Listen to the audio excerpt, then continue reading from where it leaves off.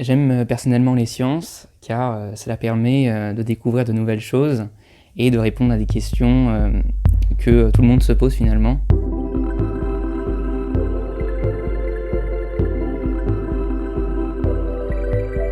Stars Up, science et pop culture.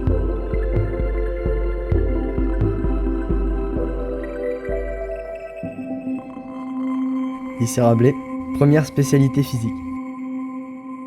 Bonjour et bienvenue dans Culture Lab, une série de podcasts produits par le CNRS et réalisés par le studio de création sonore Skadi & Co. Dans le cadre du festival Stars Up, les élèves du lycée Rabelais de Meudon vous proposent de déconstruire des stéréotypes ancrés dans des œuvres de pop culture autour des sciences de l'univers. Au cours de rencontres avec des chercheurs du CNRS, les élèves se sont interrogés sur la véracité des propos scientifiques mis en avant dans différentes œuvres. Découvrez dans ce podcast ce que les élèves ont compris des notions et concepts abordés lors de leur discussion avec les chercheurs. Nous avons travaillé avec Michaela Hortel, chercheuse en astrophysique au laboratoire Univers et Théorie, spécialisée dans les étoiles à neutrons et supernovas. Nous avons travaillé sur le jeu vidéo Fortnite, qui est un jeu multijoueur en Battle Royale, où le but est de survivre et éliminer les autres. En octobre 2019, à l'issue de la 10e saison, un trou noir se forme suite à l'effondrement d'une étoile sur elle-même. La matière et la lumière environnante se font ainsi absorber. On y voit les joueurs se diriger vers le trou noir et se déformer en s'y rapprochant.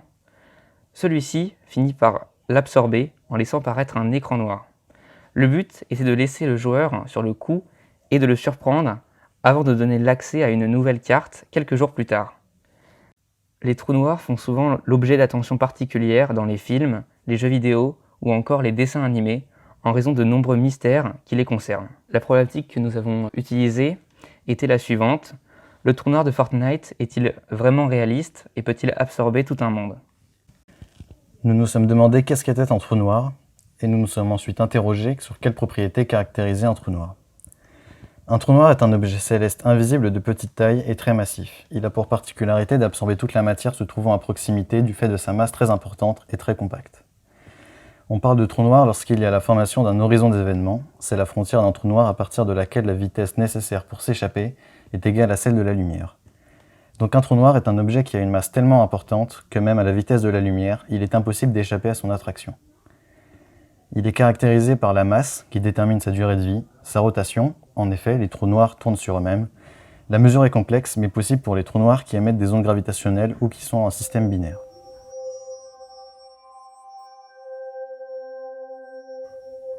Donc, pour ce qui est de la formation des trous noirs, on distingue deux manières de former un trou noir. Tout d'abord, on a les trous noirs primordiaux, qui se caractérisent par leur formation dans les premiers instants de l'univers. En effet, à cette époque, l'espace est si dense que la moindre différence de densité de la matière peut créer un trou noir. Les trous noirs primordiaux peuvent avoir une masse à la fois extrêmement faible, mais aussi extrêmement élevée.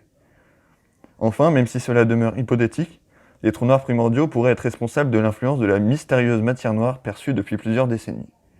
D'un autre côté, les trous noirs les plus communs, et dont vous avez sûrement déjà entendu parler, sont les trous noirs stellaires. Ils peuvent résulter de l'effondrement d'une étoile supermassive, ce que l'on appelle une supernova. En outre, on a également observé que la fusion de deux étoiles à neutrons peut provoquer la formation d'un trou noir stellaire. Des trous noirs dont la masse est supérieure aux trous noirs stellaires sont appelés trous noirs intermédiaires. Leur formation demeure en partie floue, même si on a déjà observé cette formation grâce à la fusion de deux trous noirs. Par ailleurs, les trous noirs supermassifs tels que Sagittaire A résultent eux uniquement de la fusion de deux trous noirs de masse inférieure. Pour revenir à notre œuvre de pop culture étudiée dans le cadre du projet Stars Up mené par les élèves de première spécialité physique du lycée Rabelais, le trou noir de Fortnite ne correspond pas à la réalité astrophysique. Les trous noirs ne sont pas des aspirateurs à matière, ils ne se forment pas aléatoirement au milieu d'une planète. Il n'est pas réaliste, contrairement à celui visible dans le film Interstellar de Christopher Nolan. Culture Lab, c'est terminé. Merci de votre écoute. Retrouvez l'intégralité des épisodes sur le site internet de la délégation Île-de-France Meudon, ainsi que sur le compte Twitter @CNRS-Meudon. Pour ma part, j'apprécie énormément l'esprit d'équipe qui est présent au sein des métiers de recherche liés aux sciences de l'univers.